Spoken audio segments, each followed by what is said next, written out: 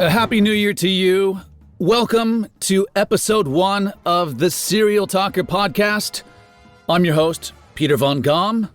This is a brand new podcast. In fact, it is so new, it still has that new car smell. This episode is a kickoff of my New Year's resolution podcast. I did a podcast many years ago, which was an educational podcast in English. It was called English iPod. My friend Ayako was the translator, and I had conversations with friends in English. They were just completely free-form conversations, and it was a blast. And it's about time I got back into this venue of podcasts. So it's been my New Year's resolution, planning out this podcast, and I decided to just do it. Just start a podcast. Rather than trying to script everything out and plan everything and have everything perfect, which I always try to do with my YouTube channel, this is going to be more free-form and talk and have a great time. We're going to have interviews with cool people. I'll be reading you true stories, including true crime, which I love. We'll talk about current topics, news of the day. I'm glad you're here. We're going to have an awesome time. Allow me to introduce myself. My name is Peter von Gomm. I am a professional voice actor and narrator, and I am a city dweller living in the most awesomest city in the world, a place called Tokyo. Maybe some of you have heard of it. Japan is an absolutely amazing place to live. I've been here for more than 20 years. I have a very good knowledge of the city and of Japan, and I'm thrilled to be part of this culture. But something I'm even more thrilled about is to be done with 2020. Now, we are fresh into the new year, and we're all counting on 2021. So don't let us down. We're on our knees. We have had a very rocky start so far, but I'm so confident that it's only going to get better. How could it? No, I'm not even going to say that because it's possible I could jinx it, and it will get worse. Now, besides 2020 being an absolute shizstorm, I lost my favorite guitarist of all time, Eddie Van Halen. That was a total kick in the gut. Listen to him play. He either makes you want to take up guitar or freaking give it up forever. And then Sean Connery. The list goes on and on. And then another guitar great, Leslie West of the band Mountain. You know, Mississippi Queen. You know what I mean. That is like a rock anthem. It's one of those songs that kicks your buttocks right out of the gates. You know the guitar riff, you know the melody, you know the chorus. Love that song. Loved Leslie West. Leslie, my friend, rest in peace. We never met, and you're probably a better man for it. And in my sorrow, I was looking on YouTube and watching various live performances of Mississippi Queen, and I came across this band called Joyous Wolf. They need to work on their name, but the version of Mississippi Queen that these LA boys cranked out, oh my God, awesome, just absolutely awesome. That made me feel a little better. I still miss Leslie, but I'm happy to know that others love that song as well. Chadwick Boseman, the Black Panther. Dude wasn't that old. Let's scroll down this list here for a second, because it's shocking how many people passed away in 2020. And not just from COVID. I mean, very few passed away from COVID. Dawn Wells. Hello. Mary Ann from Gilligan's Island. I loved Mary Ann. She was quiet and demure and confident and hot. A lot of Star Wars people died. Jeremy Bulloch, who was Boba Fett in Star Wars trilogy, he died. Also the dude that played Darth Vader, he passed away. Charlie Pride, the country superstar, he died. He was 86. No, Squiggy? Squiggy from Laverne and Shirley died. David Lander. Do you remember that show? Every time he would walk through the door, it was the same thing. Hello, Wow, he was already 73? And Diego Maradona? I mean, I wasn't a big soccer fan or a big Maradona fan, but my heart goes out to the Argentinians and my friend Alex, who was suffering this death. Alex Trebek, the Jeopardy star, after a long, courageous battle with cancer. Whitey Ford, the Yankees pitcher. Oh, do you remember that Hispanic band, Menudo? One of the singers died. No, I didn't know this. Mac Davis, the Hambone. Kalesa McMillan. She was the TLC star from that show called My 600-Pound Life, and it says her cause of death is unknown. Well, I think we can probably guess. Ruth Bader Ginsburg, the Supreme Court Justice. Lou Brock, the baseball star. I think I have a couple of his cards at my mom's house. Maybe they've gone up in value. Ian Mitchell from the Bay City Rollers. Satuday. Oh no! Cliff Robinson, Portland Trailblazers star, back in the 90s. He was 53. Olivia de Havilland. She was 104? Jesus. Regis Philbin. Man, this list just keeps going, and I'm getting more and more heartbroken. John Travolta's wife, Kelly Preston. Charlie Daniels, The Devil Went Down to Georgia singer. That is an epic song with that fiddle. Oh, I loved Charlie Daniels back in the day. Oh, Ennio Morricone. He was the composer for The Good, Bad, and the Ugly. And Hugh Downs, the legendary broadcaster and journalist. Oh no, I didn't know about this one either. Carl Reiner? Oh, that's too bad. Make it stop. Oh dear.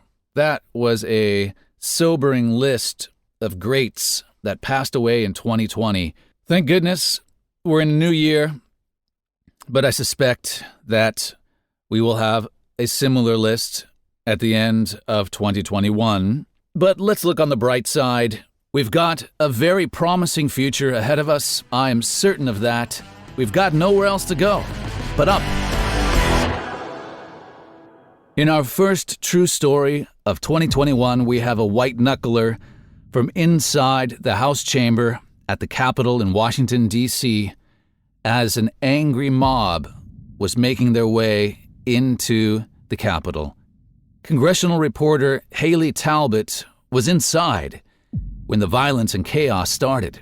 This is her true story. We always knew Wednesday, January 6th was going to be wild. Republicans in the House and Senate planned to object to the counting of the Electoral College vote, a process we anticipated would take more than 24 non-stop hours.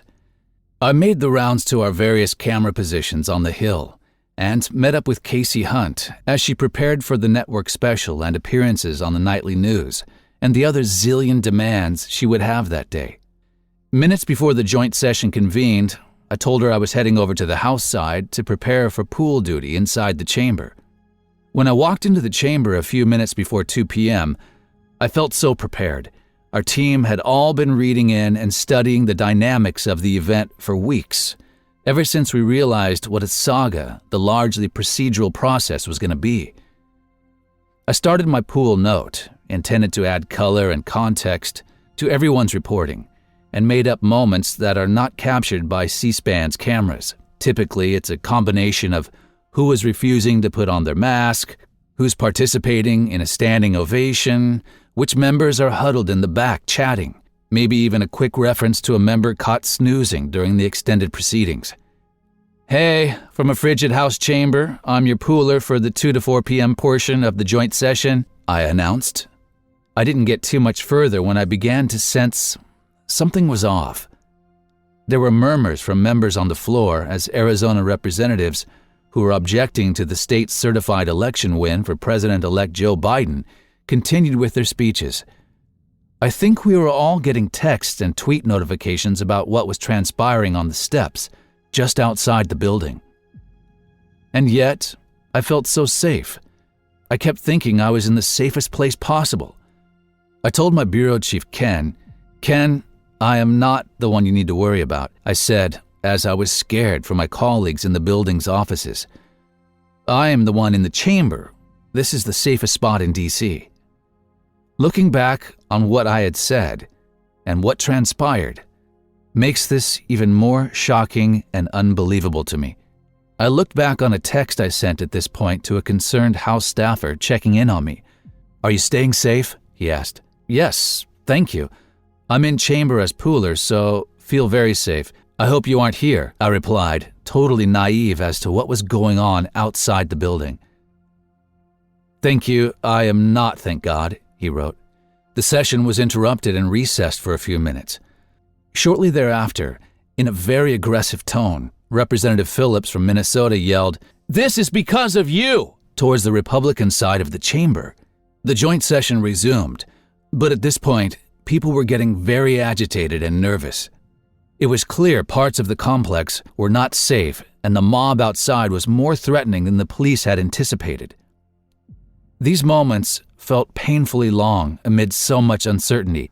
I was sure we would proceed with the floor debate and continue with the certification until an announcement came that rioters had breached the Capitol. I was texting our Capitol Hill coverage text chain every update, every small detail I noticed. I was focused on making sure our correspondents knew exactly what was happening. I broke the rules by taking photos and videos inside the chamber, but I needed to show my team what was ensuing in front of my eyes. Ken called several more times over the next 15 minutes to check as the situation all over the complex escalated.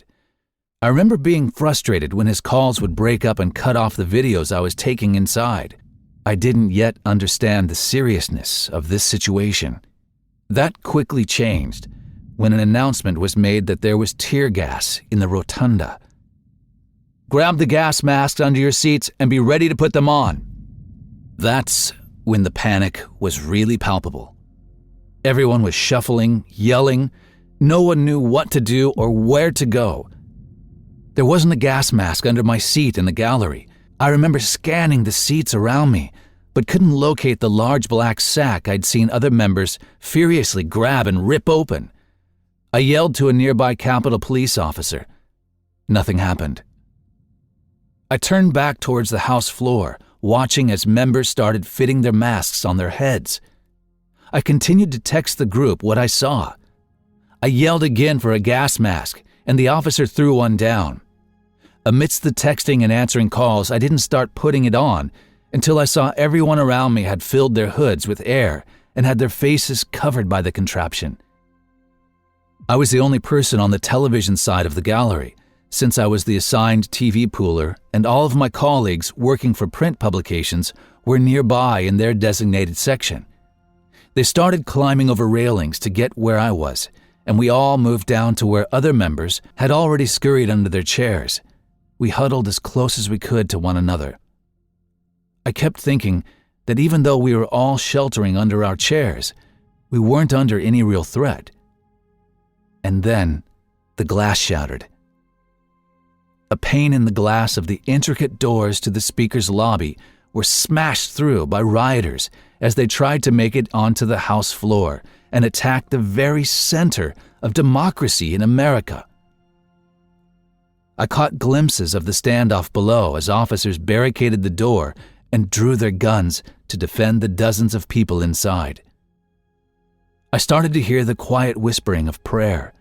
A congresswoman I often see but didn't recognize was holding the hands of other members as she crouched down and was praying over the group. I started to think about what I would use to defend our group if the mob were to smash through the third-floor glass and enter the gallery. The congresswoman next to me had a cane. That's what I'd use. I could swing a golf club. I thought about how I'd position myself to block as many people as possible. As I was filming with my phone in one hand and texting furiously with the other, I noticed a representative next to me had fallen uncomfortably. I reached down to pull her closer. The members around me were almost all women, and some of the bravest people I've seen. No one panicked. We held hands. We told each other it was going to be okay. We were told the hallway was almost clear, and we would be evacuating as soon as we could. "Where are we going? Where are they taking us?" a member asked me repeatedly. When we left the House chamber and walked onto the third-floor landing, we passed by dozens of people laying face first on the ground with their hands behind their backs. Lawmakers asked police if they were protesters. They were. Members and reporters still had their gas masks on and kept them on throughout the evacuation. Members were calling their husbands, wives, sons, daughters, chiefs of staff, and parents. "I'm okay, don't worry," and "Mommy is safe, turn off the news," filled the echoey stairwell as we made our way through the belly of the Capitol. We didn't know exactly where we were headed, and we didn't know if we would encounter more rioters along the way. We were vigilant and stayed together. I kept scanning our group, making sure all the members I was huddled with behind the chairs earlier were still with us. No one could be left behind. Members were helping reporters. Reporters were consoling members. Some were conducting interviews, but everyone was helping each other as we fled the worst of what we would hopefully ever experience in the building. One freshman member jokingly asked if every day in Congress is like this, and a more senior member quipped, "You said you wanted a front row seat." I appreciated the levity in that moment and remembered texting our team about it so they knew the tone was lifting. I also realized that some of these people escaping alongside me had only been on the job for 5 days. What a welcome. When we finally made it to our secure location, members started filing through the large wooden doors of the largest hearing room I know of. When I tried to walk in, I was told, "Members only," by an officer guarding the entrance. I was stunned. The 5 other reporters with me couldn't believe it either. "Where are we supposed to go?" we begged. Representative Spamberger fought for us. When those doors were slammed in our faces, she told the guards we needed refuge. We needed somewhere to hide. She told them that we were in the chamber too and we had been attacked. At the same time, I was also asking Spamberger if she would please go on air to talk about what just happened. She later did and recounted the events calmly and accurately. Spamberger refused to go in the hearing room until she knew we were safe. It meant so much to me that she fought for us. As the confrontation with the guard ensued, Representative Gallego offered to take us down the hall to his office. I felt better once we were inside the congressman's office. He didn't need to help us like that, especially amid a raging pandemic that has killed hundreds of thousands. Gallego entertained us with war stories, raided the cafeteria and vending machines for us, and made us feel calm amidst the chaos that was still ensuing just outside the door. We had few resources and had left our laptops, snacks, coffees, and phone chargers behind in the chamber. For several hours, we shared a single phone charger. I joked after the fact it only worked out because we were all women. Gallego and dozens of others made it very clear there was only one option. They had to return to work. He told us they couldn't be intimidated, and he was firm in that the American people must know the insurrectionists did not win that day. When I finally returned to the chamber just before 9 p.m. to cover what was supposed to be the story, the counting of the Electoral College votes, I found my laptop where I'd left it in the chaos.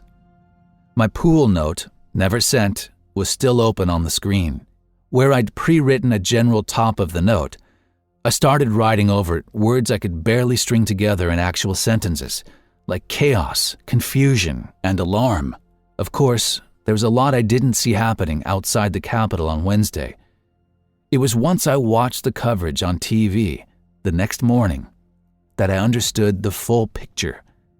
That was the first time I cried. The Capitol is our home.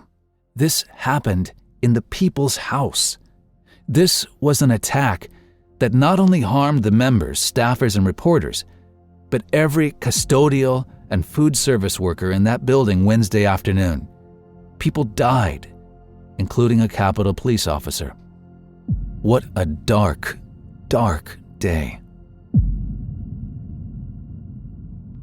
I know that's a heavy topic, but thank you for joining episode 1 of the Serial Talker podcast. I'm Peter Von Gomm, and this podcast was brought to you by Squarespace. Pete? What? Sorry, I forgot to tell you that the sponsor didn't work out. It fell through. What do you mean it fell through? They didn't want to do it. All we got left is the coffee thing. You mean buy me a coffee? Yeah, that's the one. Okay, well, this podcast was brought to you by you. If you like these kinds of podcasts and would like to support the podcast, please feel free to buy me a cup of coffee. The details are in the description of this podcast. Thanks so much. We'll see you on the next one. Bye.